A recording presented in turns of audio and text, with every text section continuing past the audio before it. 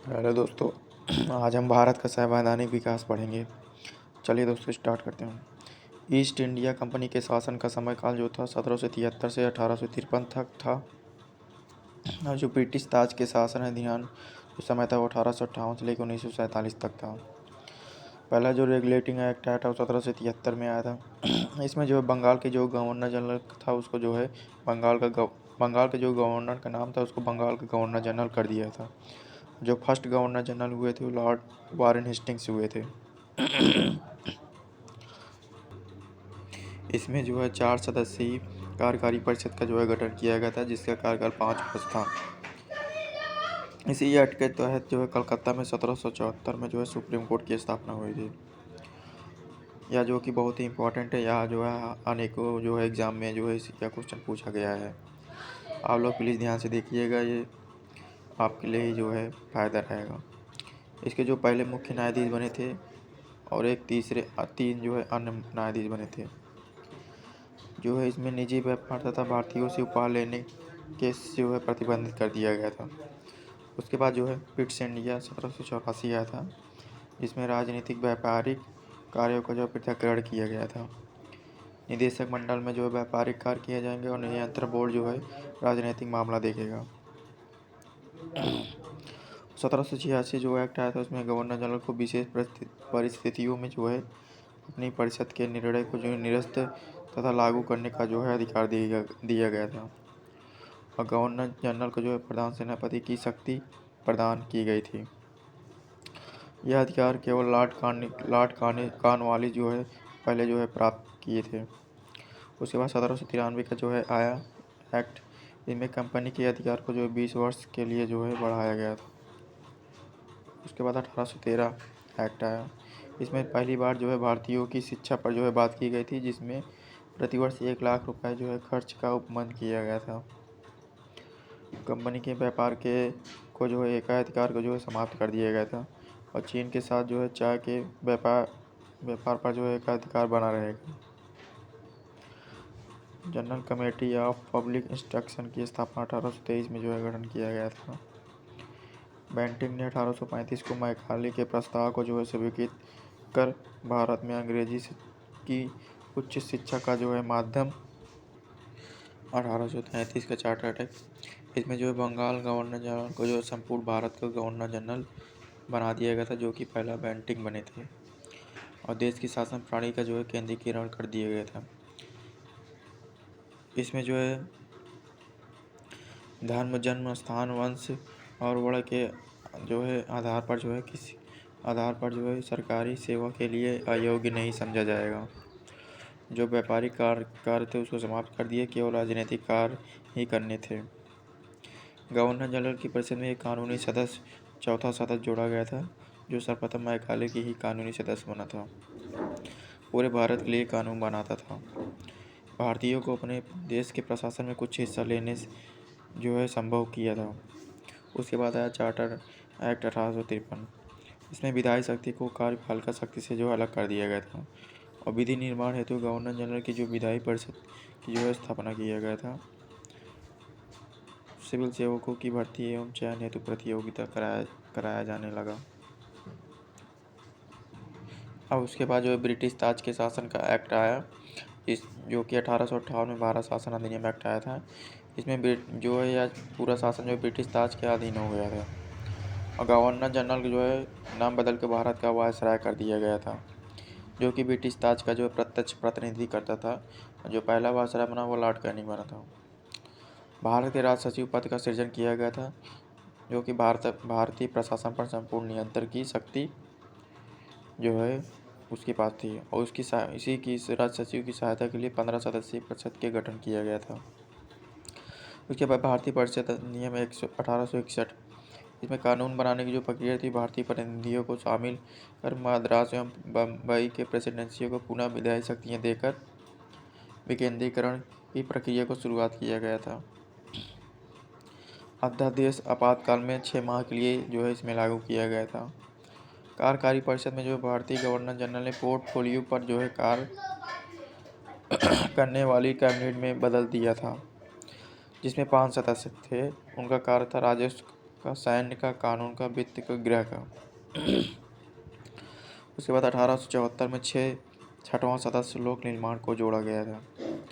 इसी एक्ट तक जो है विधायी कार्य के लिए अतिरिक्त सदस्य 6 और मैक्सिमम 12 कर दिया गया था, जो कि यह 2 वर्ष के लिए ही केवल नामित हुए थे। अतिरिक्त सदस्य, इसमें कम से कम जो है आधे गैर सरकारी होंगे और इसी एक्ट के तहत जो है केंद्रीय और प्रांतीय विषयों के बीच जो है भेदभाव नहीं किया जाएगा। भारतीय परिषद अधिनियम जो है 1892, केंद्रीय और प्रांतीय विधान परिषद में जो है अतिरिक्त सदस्यों की संख्या को जो है बढ़ा दिया गया था। इसमें जो है विधान परिषद जो है वार्षिक बजट पर जो है बहस करने की अनुमति थी, लेकिन 6 दिन पूर्व नोटिस देकर जो है प्रश्न पूछने का जो है अधिकार दिया गया था। वैसे तो प्रश्न पूछना था, मतदान का अधिकार नहीं था। इसमें सबसे पहली बार निर्वाचन पद्धति का जो आरंभ होना 20 जून 1892 को साहिब पर स्वीकृति प्राप्त कर 3 फरवरी 1893 को लागू किया गया था। इसमें अतिरिक्त सदस्य बढ़ाकर जो है मिनिमम 10 तथा मैक्सिमम 16 कर दिया गया था, जिनमें से कम आधे सदस्य जो है 6 रहेंगे, गैर सरकारी रहेंगे। इसमें जो है कम से कम आधे सदस्य जो है गैर सरकारी रहेंगे। इनमें 6 सरकारी हो सकते हैं और 10 जो है गैर सरकारी, जिनमें भारतीयों को और यूरोपियों को भी शामिल करना था। भारतीय परिषद अधिनियम 1909, इसको जो है मार्लियामेंटो अधिनियम के नाम से जानते हैं। भारतीयों को जो है विधि निर्माण प्रशासन दोनों में जो है प्रतिनिधित्व करने का मौका मिला था और भारतीयों को जो वायसराय की कार्यकारी परिषद में जो है पहली बार जो है इसमें जो है नियुक्ति का प्रयोजन किया गया था, जिसमें प्रथम सत्येंद्र प्रसाद सिन्हा को बनाया गया था। मोस्ट इम्पॉर्टेंट है। केंद्रीय और प्रांतीय विधायी शक्तियों को जो है बढ़ा दिया गया था। परिषद के जो सदस्य थे उनको बजट एवं लोकहित विवेचना, प्रस्ताव लाना, प्रश्न पूछना, पूरक प्रश्न करने का अधिकार दिया गया था। इसके पहले 1892 में जो है पूरक प्रश्न पूछने के लिए 6 दिन जो है 6 दिन पहले नोटिस देना पड़ता था, लेकिन अब 1909 में जो है इसको सब हटा दिया गया। पृथक निर्वाचन, इसमें जो है मुस्लिमों को के लिए जो है सांप्रदायिक प्रतिनिधित्व का जो है प्रावधान किया गया था। भारत शासन अधिनियम 1919, जिसे मॉन्टेग्यू चेम्सफोर्ड के नाम से भी जाना जाता है, इसमें पहली बार प्रत्यक्ष चुनाव प्रणाली को लागू किया गया था। सांप्रदायिकता के आधार पर जो है इसमें सिखों, भारतीयों, ईसाइयों, आंग्ल भारतीयों तथा यूरोपियों को लागू किया गया था। पहली बार इसमें जो है केंद्र में द्विसदनीय व्यवस्था लाया गया था। विषयों को केंद्र तथा प्रांत में बांटा गया था। द्विसदनीय केंद्रीय विधानमंडल समस्त ब्रिटिश भारत के लिए कानून बनाएगी। प्रांतों में द्वैध शासन लागू किया गया था और प्रांतीय विषयों को जो है 2 भागों में बांटा गया था, एक आरक्षित और एक हस्तांतरित। आरक्षित मतलब होता है जो प्रांतीय कार्यकारी परिषद से संबंधित हो, जिसमें जो है प्रांतीय जो गवर्नर है उनके लिए रिजर्व रहेगा। जो हस्तांतरित है, इसमें जो प्रांतीय विधायिका के प्रति उत्तरदायी माना जाएगा। पहली बार जो है उत्तरदायी शासन शब्द का जो है प्रयोग जो है इसी 1909 मार्लियामेंटो एक्ट में जो है किया गया था। 10 वर्ष बाद इसी आयोग की जो है समीक्षा की जाएगी, जो कि साइमन आयोग की जब गठन हुआ था उसी समय जो है इसका जो है निरीक्षण किया गया था। इसमें जो है राज्य परिषद जो होगा उसे उच्च सदन, जो केंद्रीय विधान सभा होगी उसे निम्न सदन कहेंगे। इसमें जो 60 सदस्य होंगे, इसमें 140 सदस्य होंगे। 60 सदस्य में 20 सरकारी होंगे, इसमें जो है 20 सरकारी होंगे और इसमें जो 33 निर्वाचित होंगे, 27 जो है मनोनीत होंगे।